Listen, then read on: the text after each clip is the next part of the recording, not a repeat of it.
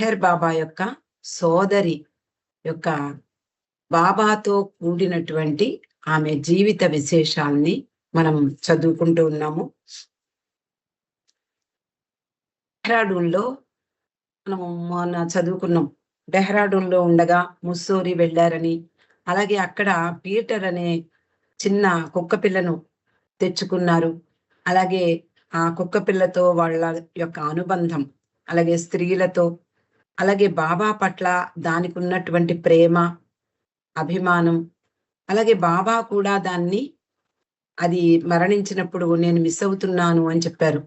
అలాగే అది మానవునిగా జన్మించి మళ్ళీ నా దగ్గరకు వస్తుంది అని కూడా చెప్పడం జరిగింది. అలా డెహ్రాడూన్లో ఉన్నప్పుడు ఈ సంగతుల్ని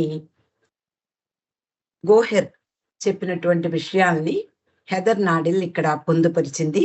వాటిని ఈరోజు తెలుసుకునే ప్రయత్నం చేద్దాం.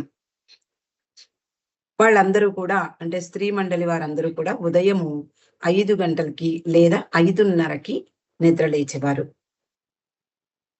సాధారణంగా మనందరికీ తెలుసు, బాబా రాత్రి వేళ కాపలా ఉన్నటువంటి వ్యక్తి. ఉదయమే అతడు వెళ్ళిపోయిన తర్వాత స్త్రీ మండలి వారిని పిలిచేవారు. మొదట మెహ్రా వెళ్ళేది, ఆ తర్వాత మణి వెళ్ళేది. అంటే బాబాని గ్రీట్ చేసి గుడ్ మార్నింగ్ చెప్పి బాబా పట్ల తమ భక్తి భావాల్ని వెల్లడించేవారు. మణి తర్వాత మిగిలిన స్త్రీలందరూ కూడా బాబా దగ్గరికి వెళ్ళి గ్రీట్ చేసేవారు. అలా 5:30కి లేచి వాళ్ళ కాలకృత్యాలు తీర్చుకుని బాబా ఎప్పుడు పిలుస్తారా అని వేచి ఉండేవారు. ఆ రోజు అంటే ఎప్పుడైనా బాబా తొందరగా పిలవకపోతే గోహెర్ టీ తాగి సిద్ధంగా ఉండేది. అంటే ఆమెకు లేవగానే టీ తాగాల్సిందే. అందువలన టీ తాగందే ఆవిడ ఉండలేకపోయేది. కానీ బాబా తొందరగా పిలిస్తే మాత్రం బాబాని గ్రీట్ చేసి వచ్చి టీ తాగేవాళ్ళు. లేదా బాబా లేటుగా పిలిస్తే ఆ రోజు ఆమె టీ తాగేది. దానికి బాబా అనుమతించారు కూడా. కానీ మెహ్రా, మణి వీళ్ళందరూ కూడా బాబా దగ్గర నుంచి వచ్చిన తర్వాత టీ తాగేవారు. ఆ తర్వాత బాబా రెడీ అయ్యి బ్రేక్‌ఫాస్ట్‌కి వచ్చేవారు. స్త్రీలందరితో కలిసి బ్రేక్‌ఫాస్ట్ తీసుకునేవారు. మెహ్రా బాబాకు వడ్డించేది. ఆ తర్వాత బాబా పురుష మండలి ఉన్నటువంటి బంగ్లాకు వెళ్ళేవారు. ఆ బంగ్లా గేట్ వరకు గోహెర్ బాబాని తీసుకువెళ్ళేది. అక్కడ నుండి పురుష మండలి సభ్యులు ఒకళ్ళు వచ్చి బాబాని తోడ్కొని లోపలికి వెళ్ళేవారు. బాబా వెళ్ళిపోయిన తర్వాత గోహెర్ మళ్ళీ స్త్రీలుండేటటువంటి బంగ్లాకు తిరిగి వచ్చేది. అక్కడ ఉండగా మణి ఏం చేసిందో చెప్తోంది గోహెర్. మణి ఉదయమే అంటే అక్కడ వీలైనప్పుడల్లా ఆమె అంటే తన పనులన్నీ పూర్తయిన తర్వాత స్టిచ్చింగ్ అంటే కుట్టే పని చేసేది. అక్కడ ఉన్నప్పుడు టైప్ చేసేది కాదట. అలాగే మణి గోహెర్ కోసం ఒక డ్రెస్ కుట్టిందట. చాలా అందంగా ఉంది. కానీ అది ఇప్పుడు ఏమైపోయిందో నాకు గుర్తులేదు అని చెప్తోంది. దానికి మెహ్రా కూడా సాయపడేది ఆ కుట్టడంలో. అందరూ ఎవరి పనిలో వాళ్ళుండేవారు. బాబా ఎప్పుడూ కూడా ఎవరిని ఖాళీగా ఉంచేవారు కాదు. అలా వాళ్ళందరూ ఎవరి పనుల్లో వాళ్ళు నిమగ్నమై ఉండేవారు. మెహ్రా అక్కడ షీబా అనే గుర్రాన్ని అప్పటికే పెంచుకుంటూ ఉన్నారు. దాని రక్షణ బాధ్యతల్ని చూసుకునేది. అక్కడ గార్డెన్ అంటూ అంటే పూల తోట అంటూ ఏమీ లేదు కానీ ఆ చుట్టూ బోల్డన్ని మామిడి చెట్లు ఉండేవిట. అక్కడ వీళ్ళు మణి ముఖ్యంగా పీటర్‌తో కలిసి వాక్‌కి వెళ్ళేది. హ్మ్. వైరుతో బుట్టలల్లడం నేర్చుకుంది మణి. ఆ విషయం అది మెహ్రాకు కూడా నేర్పింది. ఇద్దరు అల్లుతూ ఉండేవారు. అనేక రకాల సైజుల్లో, అనేక ఆకారాల్లో బుట్టలు అల్లేవారు. మెహ్రా టేబుల్ మ్యాట్స్ కూడా తయారు చేసేదట. ఒక్కొక్కప్పుడు మణి ఒంటరిగానే వాక్కు వెళ్ళేది. పీటర్‌తో వెడితే ఎవరైనా మధ్యలో దోవలో కనపడితే వాళ్ళతో కబుర్లు కూడా చెప్పేది. నిజానికి మణికి ఆ వెసులుబాటు ఉండేది. బాబా ఆమెకు ఆ అనుమతిచ్చారు. ఎవరితోటైనా బయట వాళ్ళతోటి మాట్లాడవచ్చు. అంతే కాకుండా మణికి మంచి అలవాటు ఏంటంటే బయట వాళ్ళందరితోటి కలుపుగోలుగా మాట్లాడడం, అందరితో స్నేహం చేయడం, ఉత్సాహంగా, ఉల్లాసంగా ఉండడం.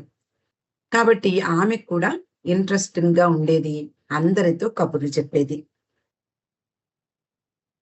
ఒక్కొక్కసారి బాబాతో పాటు స్త్రీలందరూ కూడా వాకింగ్‌కి వెళ్ళేవారు. అక్కడ ఎండిపోయినటువంటి నదీ తీరం ఉంది. అక్కడికి వెళ్ళేవారు.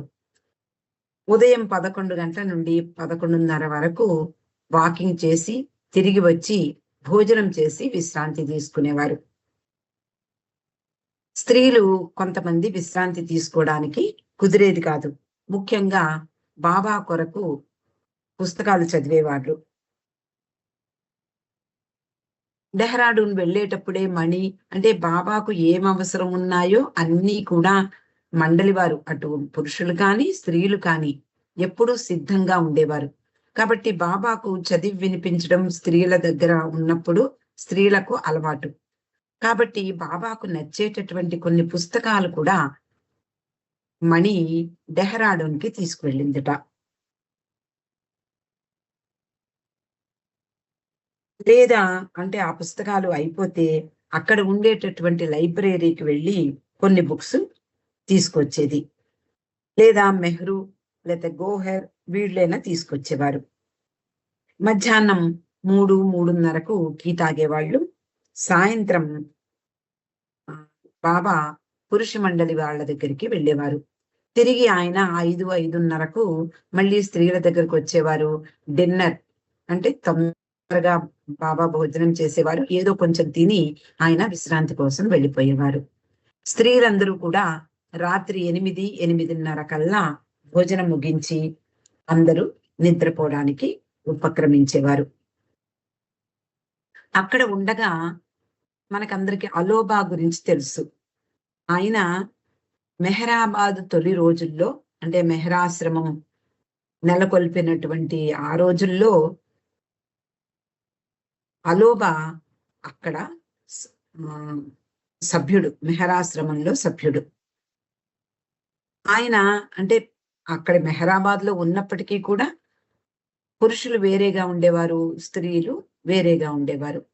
కాబట్టి వాళ్ళు వీళ్ళు మాట్లాడుకునే అవకాశము ఇచ్చేవారు కాదు. బాబా ముఖ్యంగా స్త్రీలను ఏకాంతంలో ఉంచేవారు. ఏదైనా అవసరం వస్తే బాబా ద్వారా మాత్రమే వాళ్ళు తెప్పించుకునేవారు ఏ వస్తువైనా.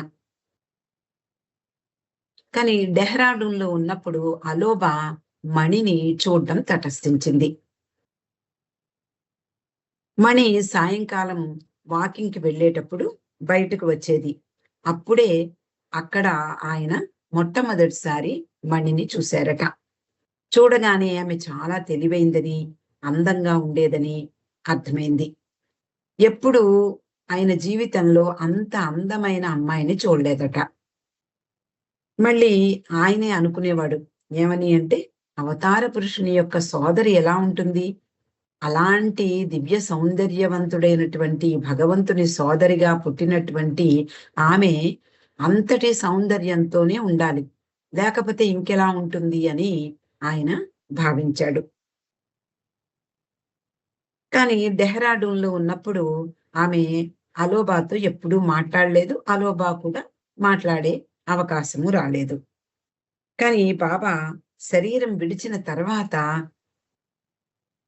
మణికి పర్షియన్ భాష అంటే చాలా ఇష్టం.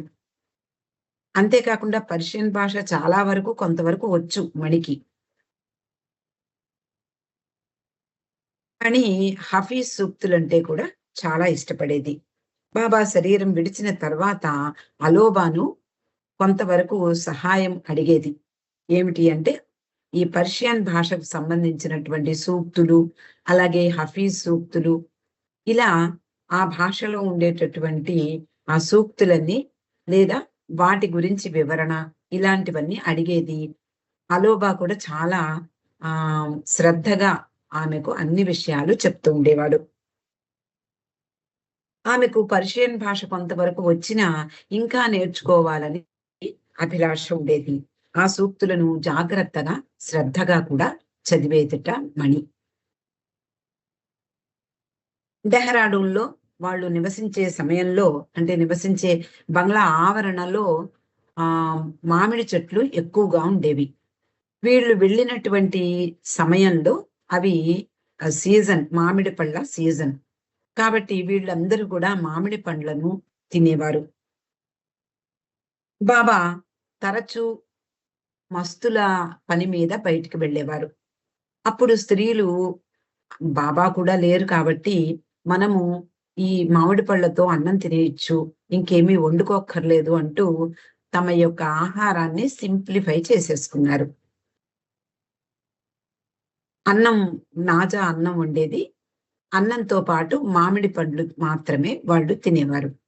బాబా తిరిగి వచ్చి ఈ విషయం విన్న తర్వాత దానికి ముగింపు పలికారు. "కూరగాయలు లేవా మీ దగ్గర? మీరు తినేవి ఇలాంటి ఆహారమా?" అంటూ నాజాను పిలిచి మర్నాటి నుండి అన్నంతో పాటు కూరగాయలు కూడా వండాలి అని ఆదేశించారు.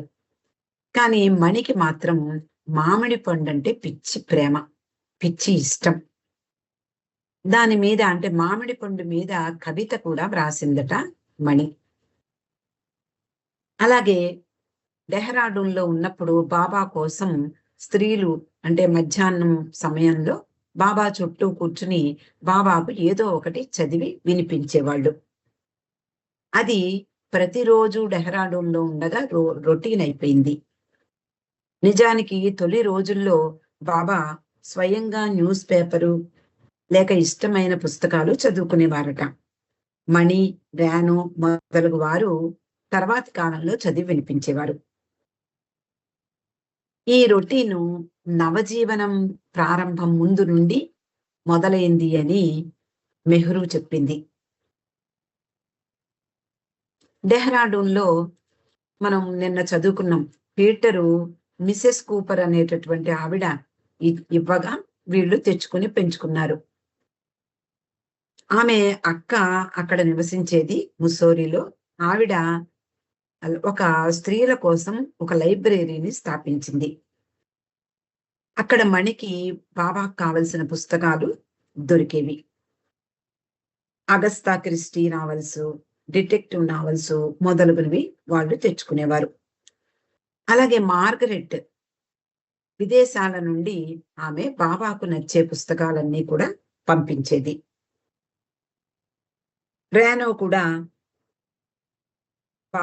బాబా కోసం చదివి వినిపించేది. ముఖ్యంగా న్యూస్ పేపర్ చదివేదట. కానీ బాబా మాత్రం కొన్ని పుస్తకాలను, అగస్తా క్రిస్టీ నావెల్స్ అని, లేదా డిటెక్టివ్ నావెల్స్, ఇలా కొన్ని పుస్తకాలని మాత్రం బాబా మణి చేత మాత్రమే చదివించుకునేవారట. ఎందుకు అంటే మణి చదవడం ఆయనకి చాలా నచ్చుతుంది. సాధారణంగా పుస్తకాలు చదవడం అందరికీ రాదు. అంటే ఆ చదవడం కూడా ఒక కళ. కాబట్టి ఆ పుస్తకాలు చదవడంలో మణి చాలా నేర్పరి. ఆమె ఆమెకు అంటే అనుకరణ అంటే ఒకళ్ళు ఏ స్వరంతో పలుకుతారో ఆ స్వరాన్ని అనుకరించి మాట్లాడడం. అది చాలా చిన్నతనం నుండి ఆమెకు వచ్చినటువంటి విద్య. కాబట్టి ఏ పాత్రకు అనుగుణంగా గొంతు మార్చి ఆ పాత్రకు అనుగుణంగా మాట్లాడేది. అది బాబాకు చాలా నచ్చేది.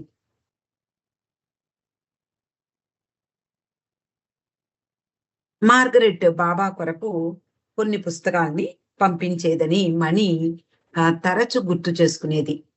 బాబా ప్రేమికులందరూ కూడా మెహరాజాద్ వచ్చినప్పుడు ఇవన్నీ, ఈ సంగతి బాబా శరీరం పెట్టిన తర్వాత వీళ్ళందరూ ప్రేమికులతో ఇంటరాక్ట్ అవ్వడం ప్రారంభించారు. అప్పుడు ఎవరైనా మెహరాజాద్ వచ్చినప్పుడు మండలి హాల్‌లో కూర్చుని ఉన్నప్పుడు ఇరిచ్, మణి ఇలాగా చాలా మంది వాళ్ళ వాళ్ళ అనుభవాల్ని పంచుకునేవారు. వాళ్ళందరితోటి ఈ పుస్తకాల విషయం కూడా మణి చెప్తూ ఉండేది. మార్గరెట్ అన్ని పుస్తకాల్ని పంపించేదని, ఆమె పంపించినటువంటి ఒక ఒక రచయిత, అతని పేరు వుడ్ హౌస్. అతడు వ్రాసినటువంటి పుస్తకం,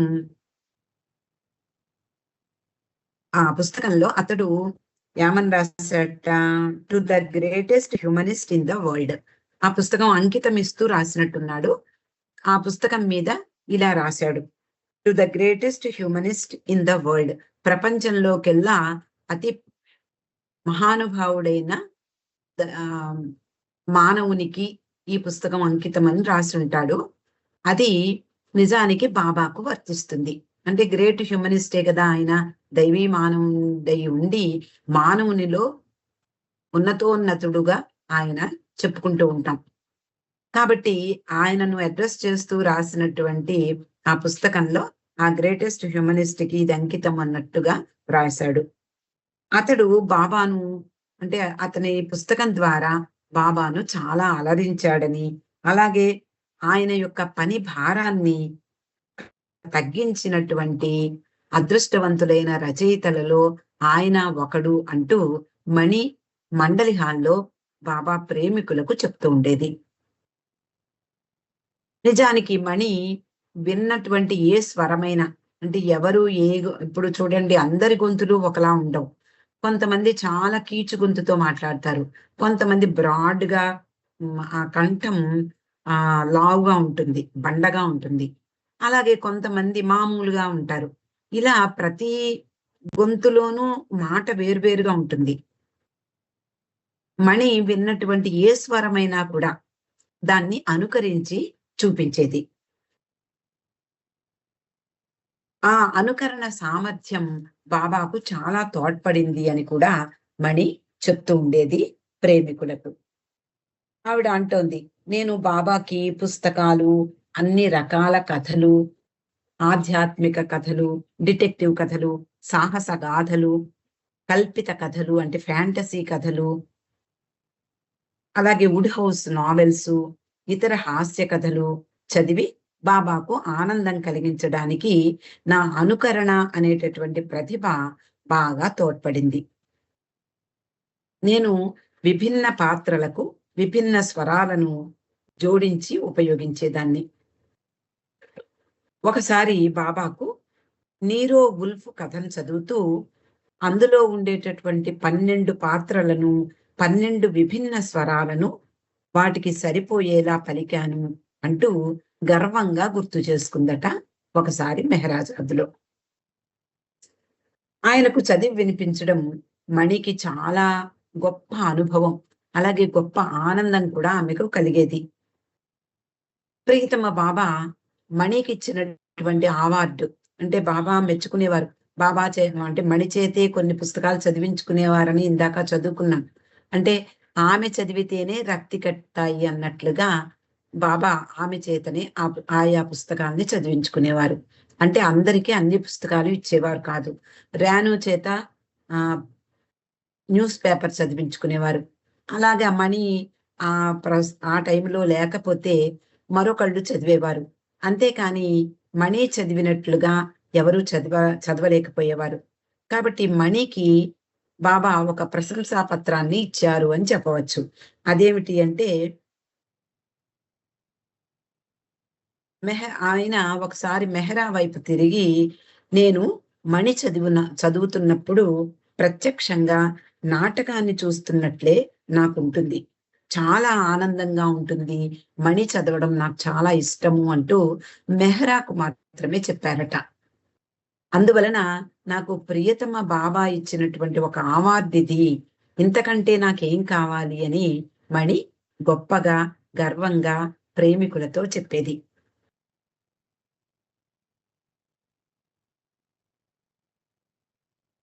అలాగే మార్గరెట్ పంపే పుస్తకాలు సంతోషంగా ఉంటాయి. అంటే చాలా తమాషా కలిగించేవి, లేదా ఒక సాధారణమైనటువంటి ఒక మంచి, అంటే ఆ కథలో ఒక పట్టు ఉండి, ఆ ఇతివృత్తం అంతా రంజుగా ఉండి రక్తి కట్టేలాగా ఉంటే అవి అలాంటి మంచి పుస్తకాల్ని మార్గరెట్ ఏరి పంపించేది. అంటే ఆవిడకి తెలుసు బాబాకు ఇవి నచ్చుతాయి, ఇవి నచ్చవు అంటూ సెలెక్ట్ చేసేదట ఆవిడ. అలాంటి పుస్తకాలు మాత్రమే బాబా కోసం పంపించేది. అలా మార్గరెట్ పంపించినటువంటి పుస్తకాలు 2 మణికి అందాయి. సరిగ్గా క్రిస్మస్ ముందు అందాయట. బాబా ఉపవాసాలతో లేదా తీవ్రమైనటువంటి పనిలో నిమగ్నమై ఉన్న సమయంలో ఈ పుస్తకాలు ఆయనకి రిలాక్సేషన్ కలిగించేలాగా ఉపయోగపడేవి. అంటే మణి చదవగా వాటిని విని ఆయన చాలా విశ్రాంతి అనుభూతి పొందేవారు. వాటిని మెహరాజాద్‌లో గట్టిగా చదివి వినిపించేది. అలాగే డెహ్రాడూన్‌లో ఉన్నప్పుడు కూడా ఆయనకు గట్టిగా చదివి వినిపించే దాన్ని బాబా కళ్ళు మూసుకుని హాయిగా కూర్చుని వినేవారు. అప్పుడప్పుడు ఆయన చేతి వ్రేళ్ళు తీవ్రంగా కదులుతూ ఉండేవి. ఆయన ఏదో విశ్వకార్యంలో నిమగ్నమై ఉన్నట్లు అందరూ గ్రహించేవారు. ఒకరోజు అది 1980 సంవత్సరం మెహరాజాద్‌లో మణి దగ్గరకు వెళ్ళి అంటే హెదర్ నాడెల్ అంటే ఈ పుస్తక రచయిత మణి దగ్గరకు వెళ్ళినప్పుడు మణి భగవద్గీత చదువుతూ ఉందట. ఆ భగవద్గీత అది ఇంగ్లీష్ వర్షన్. ఇంగ్లీష్‌లో వ్రాసింది. అంటే సర్ ఎడ్విన్ ఆర్నాల్డ్ రాసినటువంటి ఆ భగవద్గీతను చదువుతోందట. ఒకసారి మణి హెదర్ నాడెల్ వెళ్ళినప్పుడు. హెదర్‌ని చూడగానే మణి చాలా వర్సెస్ అంటే భగవద్గీతలో ఉండే శ్లోకాలు ఇంగ్లీషు భాషలో ఉన్నవి గట్టిగా చదివి వినిపించిందట హెదర్ నాడెల్‌కి. తర్వాత ఆ పుస్తకాన్ని ఆమెకు చూపించింది. ఈ పుస్తకాన్ని బాబాకు చదివి వినిపించాను. బాబా కూడా ఆనందించారు అని. ఇది పాత ప్రచురణ. అంటే ఆ రోజుల్లో ప్రచురించినటువంటి పుస్తకం. అంటే బ్రిటిష్ వాళ్ళ కాలంలో పాత ఫ్యాషన్ ఎలా ఉంటుందో ఆ పుస్తకాన్ని అలా ముద్రించారట. ఆమె బాబా ప్రేమికులకు తాను బాబా అంటే మణి ఇక్కడ చెప్తోంది. బాబా కొరకు చదివే కథలన్నీ కూడా కేవలము కథలు మాత్రమే కాదు సుమా, డిటెక్టివ్ నావెల్‌లు మాత్రమే కాదు సుమా, భగవద్గీత వంటి ఆధ్యాత్మిక గ్రంథాలు కూడా చదివాను. అలాగే సెయింట్ ఫ్రాన్సిస్ సూక్తులు, కబీర్ దోహే ఇలాంటివన్నీ కూడా నేను బాబాకు చదివి వినిపించేదాన్ని అంటూ గర్వంగా చెప్పుకునేదట మణి. అవన్నీ మరువలేని మధుర క్షణాలు. కిట్టి తాను వ్రాసినటువంటి లవ్ ఎలోన్ ప్రివెయిల్స్ అనేటటువంటి ఆ పుస్తకంలో సాయం సమయాలలో స్త్రీలు బాబా చుట్టూ కూర్చుని ఉండగా మణి లేదా మరొకరు బాబాకు ఆధ్యాత్మిక కథలను చదివి వినిపిస్తూ ఉండగా బాబా కూడా దానికి అంటే ఒక్కొక్కసారి బాబా వాటికి అర్థాలు చెప్పేవారు. అంటే అక్కడ ఉన్నటువంటి స్త్రీలలో చాలా మంది పాశ్చాత్య వనితలు ఉండేవారు. వాళ్ళ కోసం బాబా ఇంగ్లీష్‌లో వాటి అర్థాన్ని వివరించి చెప్పేవారు. అలా కిట్టి మొదలైనటువంటి పాశ్చాత్య వనితలు కూడా ఈ పుస్తకాలు చదివే సమయంలో మణి కానీ లేకపోతే ఎవరైనా కానీ చదివే సమయాల్లో వాళ్ళందరూ బాబా చుట్టూ చేరి కూర్చునేవారు. వాళ్ళందరూ కూడా ఆ పుస్తకాలను ఎంజాయ్ చేసేవారు. అలాగే మణి చదివినటువంటి ఆధ్యాత్మిక గ్రంథాలలో ఉండేటటువంటి విషయాలను బాబా ఇంగ్లీష్‌లో చెప్తూ ఉండగా వాటిని విని ఆనందించేవారు. ఈ విషయాన్ని కిట్టి తన గ్రంథంలో లవ్ ఎలోన్ ప్రివెయిల్స్ అనే గ్రంథంలో పొందుపరిచింది. ఇక్కడికి ఈరోజు ఆపుకుందామండి. అవతార్ మెహర్ బాబా కీ జై.